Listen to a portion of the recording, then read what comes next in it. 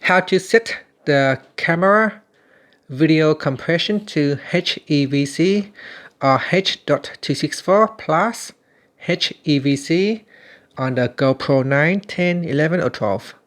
First, press on the mode button to return back to your camera screen. Now on the camera, swipe down at the top, then swipe across. In here, tap on Preferences, then tap on General. Next, we scroll down and then tap on Video Compression. From here, you can swipe up or down to switch between HEVC compression.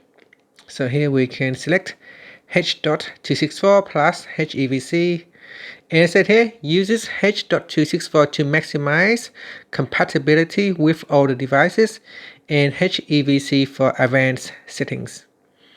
And if we select HEVC, it will reduce file size. Be sure your other devices are compatible.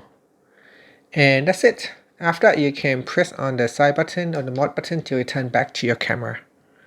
Thank you for watching this video. Please like and subscribe to my channel for more videos.